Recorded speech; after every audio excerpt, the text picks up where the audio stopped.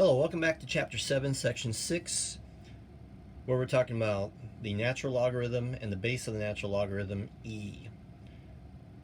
I'm going to go back to the example that I called example 0.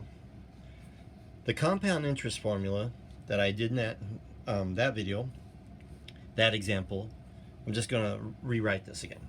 And again, you can go back, here's that first page again. You can go back and look at this. I'm going to take pictures of all the pieces of paper so you can look at it. And this will tell you what everything is, right? So this is the amount that I'm going to invest. This will be the interest rate written as a decimal. N is going to tell me how many times I calculate the interest. And T is going to be the number of years that I do this. And the number of years could be more than one. The interest rate is usually for 1 year. But you don't have to like take your money out of the bank at the end of 1 year. You can put it in again, okay? So then that adds another component of it. Okay. All of these things except for T, the time that you take it out, take the money out of the account, or that you pay back the money if it's a loan. All of these things are actually what we call parameters. They're not variables. So how much you put into the account, you leave it. So I'm gonna put $3,000 in the bank and I'm gonna leave it. No one does that, but that problem where you keep putting money in the bank, that becomes a much more complicated problem and kind of beyond our scope right now. Let's just, like everything else, we're just gonna go easy. We'll also say that the interest rate is fixed. So the interest rate is not going to change. Okay. Now, the number of times that you take the money and you compound the interest, that's not a variable in a function, but we can compare it from one example to another example. So like, it's a parameter. So like when we talked about slope, the slope of a line does not change. But when I look at a new line, it could have a different slope. Same thing with quadratic functions. The a, the b, and the c do not change in a quadratic function. But when I look at a different quadratic function, or lots of quadratic functions altogether, then that might change. So I gotta make sure that you understand that the only variables that I have here is the input variable time, which is how long you keep the money in the bank, and a of t, which is the amount of money at that time. I'm just going to be looking at different functions like I did in the first example where I said, well, what happens if n equals 1? What happens if n equals 2? What happens if n equals 3? Those are different functions. What happens if I try to make the number of times, and if you go back and remember that video, I went down to like every second. All right, that was the last one I did in my calculator. I didn't even write it down. I went down to like every second. Well, time is a continuous variable. I can have the smallest unit of time. There might be a physics master out there who's going to like disagree with me, but for our purposes, I can have half of a second. I can have half of a second. I can keep dividing that down into the smallest unit of time that I could. So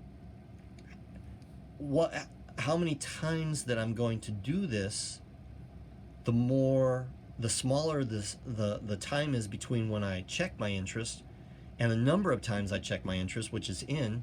Those are going to one's going to be small, the other's going to get big. Okay, so what happens if n does something that we say it approaches infinity? Now, infinity is an idea. Okay, infinity is not a number. All right, I've had that discussion with some of the middle school teachers that I've worked with before too, because they'll say stuff like, well, 1 over 0 equals infinity. No, that's not true, okay? 1 over 0 is undefined. And if they say 1 over infinity equals 0, no, that's not true either, okay? I can have when I say a number approaches infinity, that just means that it gets bigger and bigger and bigger and bigger and bigger and bigger and bigger and bigger and bigger, all right? So if I do 1 divided by 10, I get 1/10. If I do 1 divided by 100, I get a smaller number. If I do 1 divided by 1, I don't know, I'm just putting a bunch of zeros in there, I get like a really small number. Okay?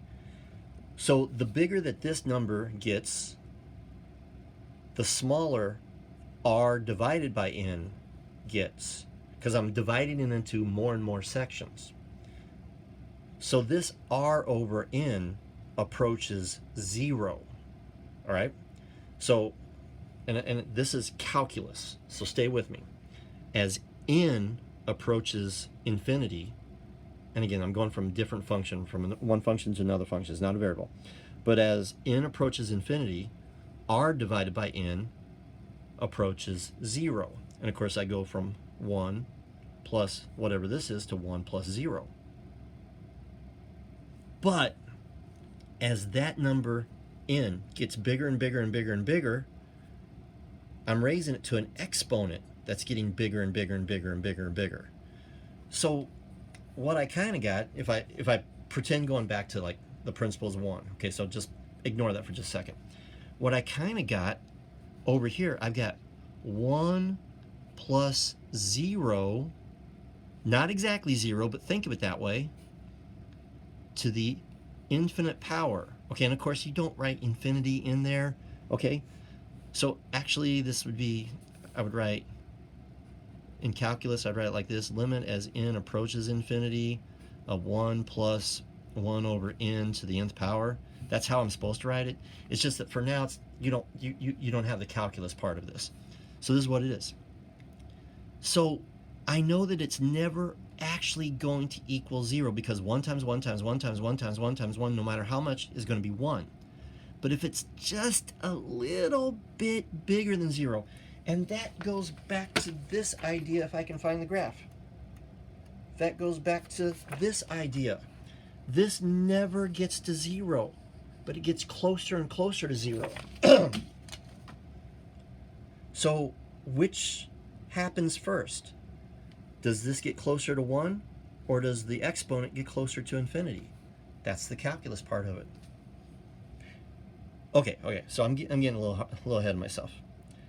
So this, with, like I said, with some calculus, this, if I let n approach the biggest number that I could get, I end up with this formula. This is the formula for continually, infinitely compounded interest. And in the first video that we did, if you watched it, we saw that the number, I'm trying to find the right paper, we saw that that number kept getting closer and closer to E. I'm having a hard time grabbing this paper. Come on, there we go.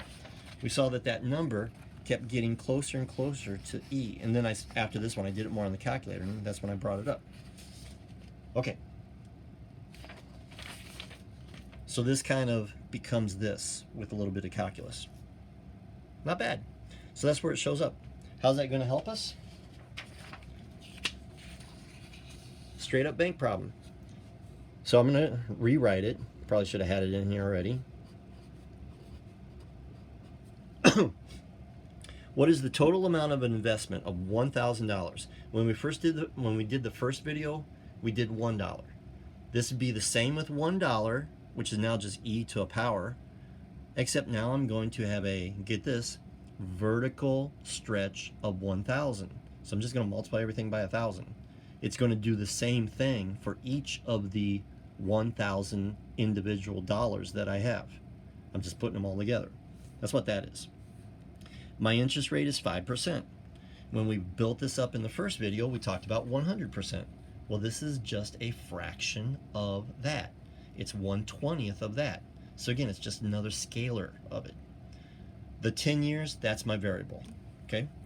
So this is the amount after 10 years. The principal is $1,000. I'm going to multiply it by E. E is not a variable.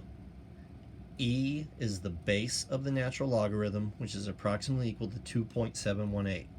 E is not a variable. My interest rate is 5%. That's 0.05. and I want that for 10 years. Put all of it in the calc.